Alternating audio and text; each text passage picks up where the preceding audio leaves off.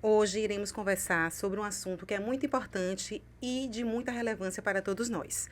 O Contrafluxo hoje traz o tema autolesão e ideação suicida.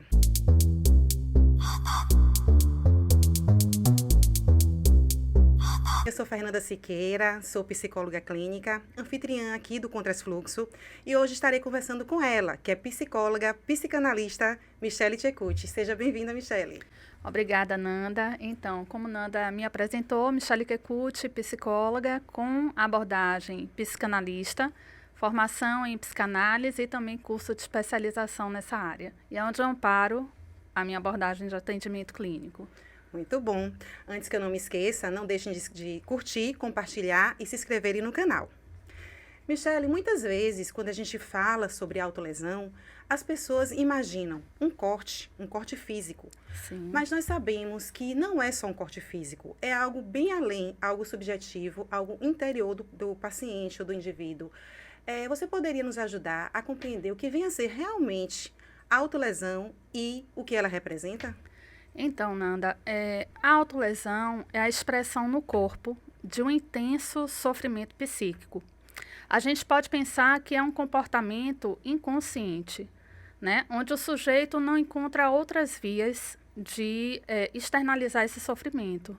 Então, quando a gente observa esse comportamento, uma pessoa que está com esse ato, né, esse ato no corpo, na carne, e aí esse ato ele pode ser representado por corte, por queimadura, por arranhões, tapas, diversas formas de se autoagredir.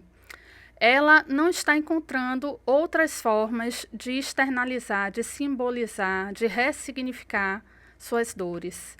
Então, a gente pensa que é necessário estabelecer uma outra via, uma outra possibilidade, onde ela possa falar, no ato da fala, trazer ali aquilo que lhe faz sofrer, aquilo que é da ordem do indizível, aquilo que é da ordem do insuportável, né? E então, tendo acesso a esses conteúdos, ela vai tomando consciência e aí sim encontrando outras vias que sejam vias mais aceitáveis, né? Vias mais construtivas de externalizar e ressignificar suas dores. Um aspecto, assim, quando a gente fala sobre autolesão, nos vem à mente aquela pessoa está querendo fazer algo contra si. Não tem como a gente não imaginar, não pensar que exista ali uma vontade de estar cometendo suicídio. Sim. Na minha prática clínica, quando recebo esse tipo de demanda, eu uso alguns manejos, algumas intervenções, para tentar entender o que é que está acontecendo ali com aquele indivíduo, né, com aquele paciente. Sim.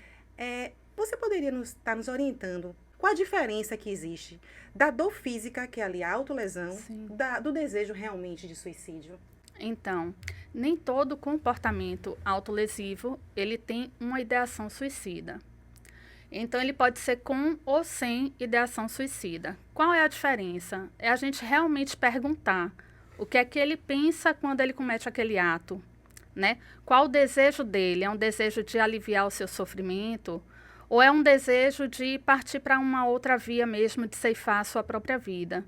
E aí, quando a gente pensa no comportamento autolesivo sem a ideação suicida, a gente pensa que aquele indivíduo ele ainda está buscando alternativas, ele ainda tem esperança de outras possibilidades de lidar com aquela dor que é da ordem do insuportável, né? De lidar com aquele vazio, de lidar com aquela falta de sentido, porque ele não consegue nomear, ele não consegue trazer isso pela fala. Mas aí quando você vai investigando, quando a gente está na clínica, que a gente tem ali um paciente que vem com esse nível de sofrimento e que a gente vai, da forma que a gente consegue, resgatando aquela história e entendendo como esse sujeito se constituiu, qual é o contexto, qual é a história de vida. E aí a gente vai perguntando qual a intenção dessa autolesão. O que existe ali, né? né? O que você quer representar? Pelos 4Ds? Então, Nanda, sobre isso, ele já está em um total estado de desesperança, né? Ele, como você mencionou, os 4Ds, o desespero, o desamparo, desesperança e a depressão. Teria passado por esses estágios e estaria buscando ceifar o sofrimento, porque quando ele busca a morte, não é necessariamente porque ele quer morrer, mas sim porque ele quer encontrar uma forma, muitas vezes impulsiva, de exterminar aquele sofrimento que para ele é da ordem do insuportável. Isso, justamente. E quais seriam os primeiros passos, os passos mais importantes que uma pessoa deve ter para estar ajudando a uma pessoa com esse tipo de comportamento? E também tem o que não deve ser feito e também o que não deve ser dito, Então, né, nesses casos.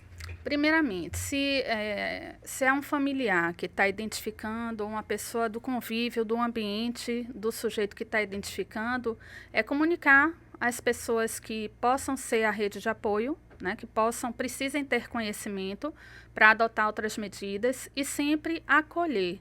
Então, eu vou dizer assim, que o primeiro passo seja quem seja, que identifique esse comportamento, que muitas vezes é um comportamento camuflado, né? As pessoas se isolam socialmente, as pessoas vestem roupas que cubram essas marcas de autolesão.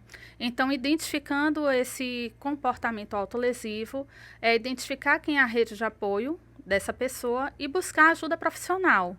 E essa ajuda profissional vai dar a esse sujeito um espaço de fala, de falar sobre aquilo que lhe dói, de tentar expressar em palavras, né? A gente pensa que na psicanálise a gente tem ali o processo de associação livre, onde nesse processo o inconsciente ele vem à tona através das palavras, dos atos falhos. Então, nesse processo, nesse espaço seguro, nesse espaço de não julgamento, ele ser acolhido e respeitado na sua forma de manifestar a sua dor. Além disso, o que é que nós não devemos fazer? Não devemos apontar, não devemos julgar, não devemos estigmatizar, né? Não devemos punir, porque às vezes a família, no desespero, em não saber como lidar com aquela situação, cria uma situação ainda maior de isolamento, de retirar os itens que a pessoa tem como distração. Isso vai gerar ali um maior nível de sofrimento, um sentimento de angústia ainda maior, porque é um sentimento de angústia que está muito presente, que reflete esse comportamento.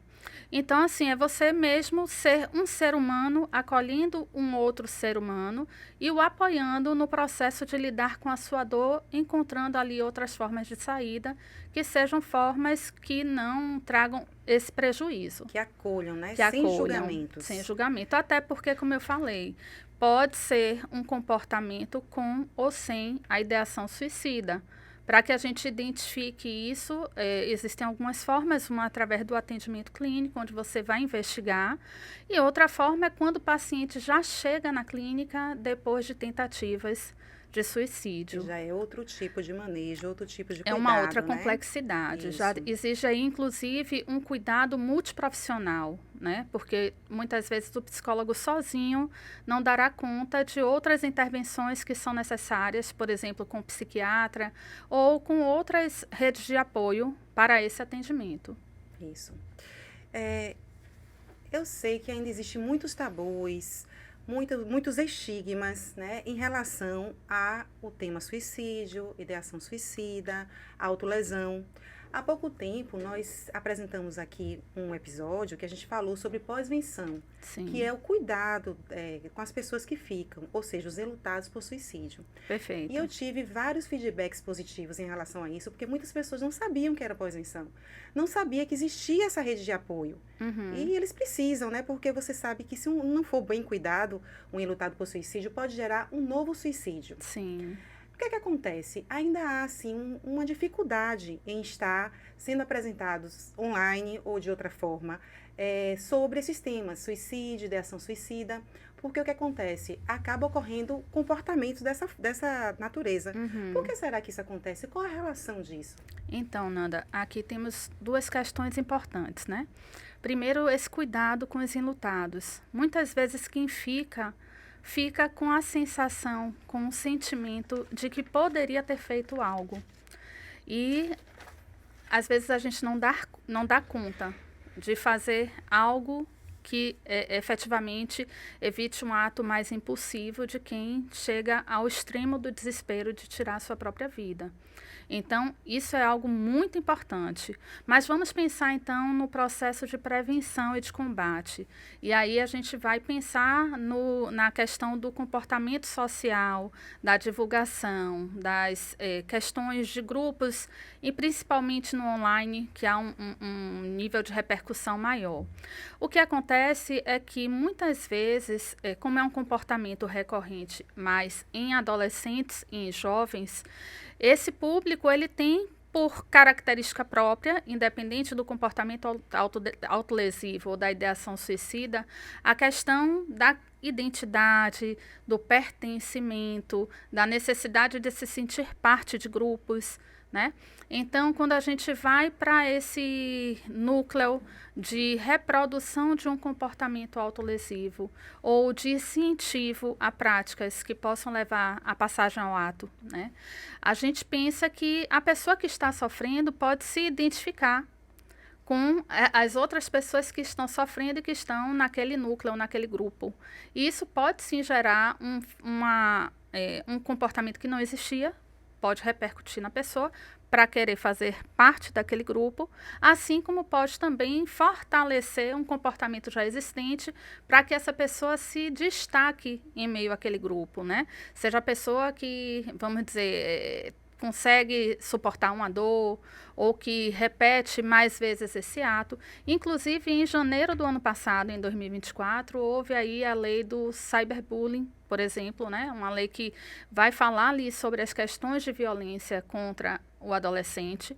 E essa lei ela é importantíssima porque ela torna crime hediondo o incentivo à prática do homicídio quando o homicídio realmente acontece. Ela responsabiliza a nível de tornar um crime hediondo, onde a pessoa ali não tem direito à fiança, etc., responsabilizando quem está incentivando, quem está ali fomentando aquela prática, e isso hoje, infelizmente, é muito recorrente, em especial para esse público, nas redes sociais, em grupos específicos, né?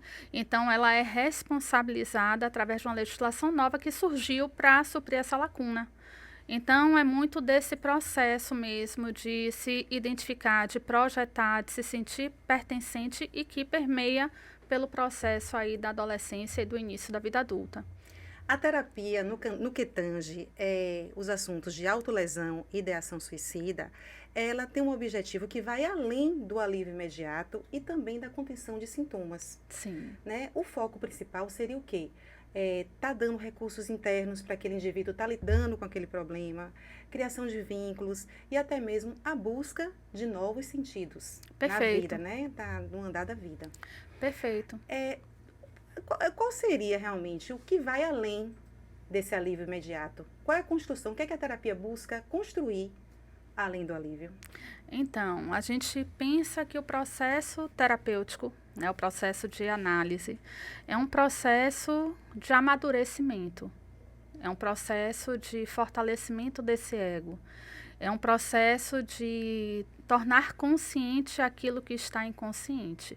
Então, é necessária uma intervenção rápida para esse tipo de comportamento, mas não é só intervenção naquele comportamento. É um processo de resgatar toda essa história que se materializa no corpo, através da autolesão.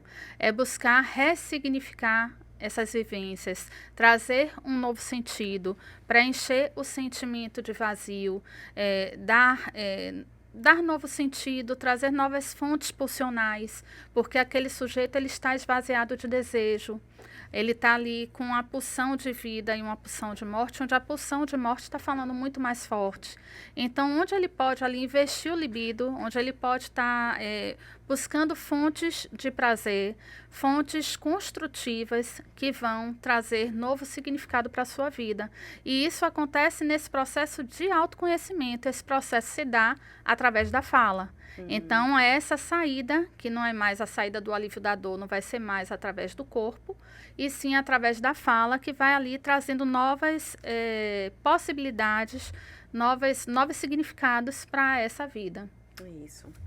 E trazer o esperançar, entende, Nanda? Acho que Isso, o com mais certeza. importante É é o trazer- ato de esperançar, porque quando ela chega ao ato em si, né? A Exatamente, a tentativa, tentativa de você pensar suicídio. sobre como eu quero morrer, né? Em que contexto isso se dará? Qual será a forma que eu vou escolher?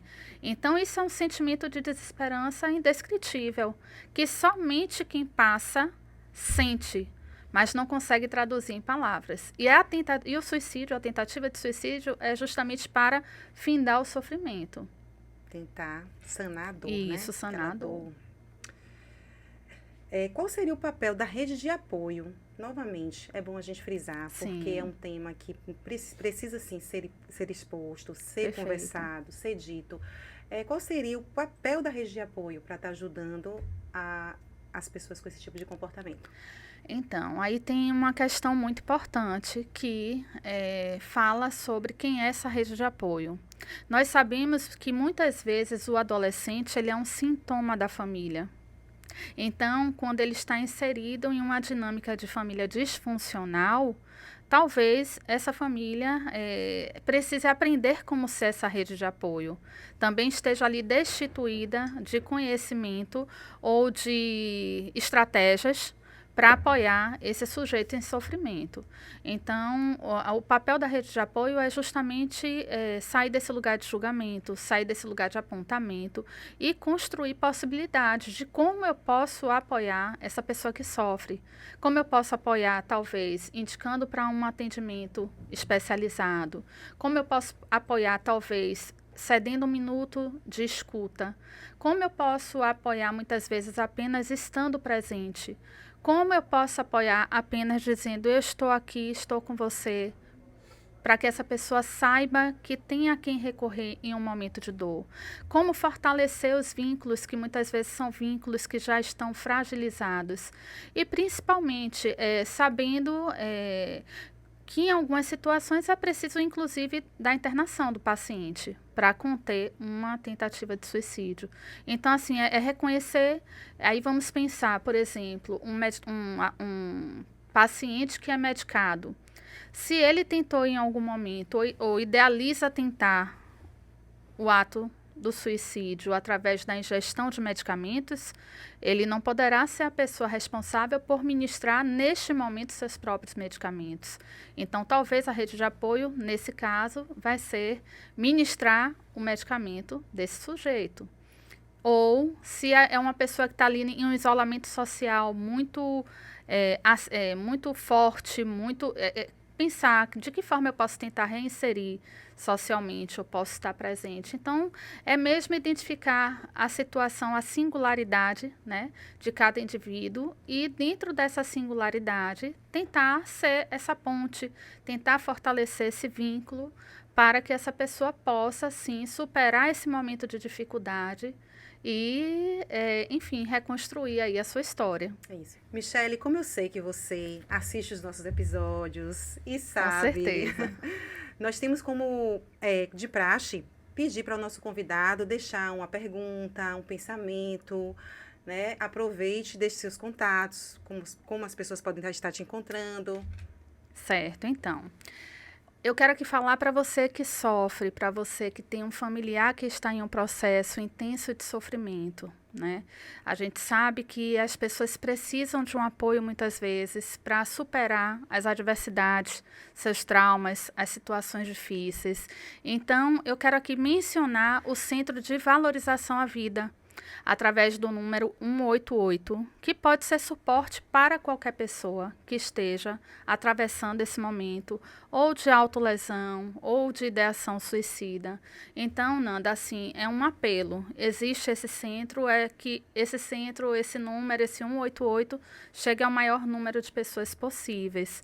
E aí eu aproveito também para dizer que a minha forma de ter contato com os telespectadores do Contrasfluxo é através do Instagram, michelequecuti.pc, ou através do meu WhatsApp, que está na minha página, e aí a gente pode encontrar a possibilidade de prestar esse apoio, dizer assim que eu tenho muito prazer em trabalhar com adolescentes, com jovens, com adultos, né? E que também eu tenho formação em atendimento a casal e a família, e que eu entendo que o atendimento ao adolescente, especialmente, ele se dá nesse permear pela família. Então, fico aí à disposição. Obrigada, Michele. E agradecendo aqui pelo convite. Muito obrigada, foi muito bacana participar desse episódio com você. Gostaram das informações? Anotaram tudo? Então não deixem de curtir, comentar, compartilhar e se inscreverem no canal.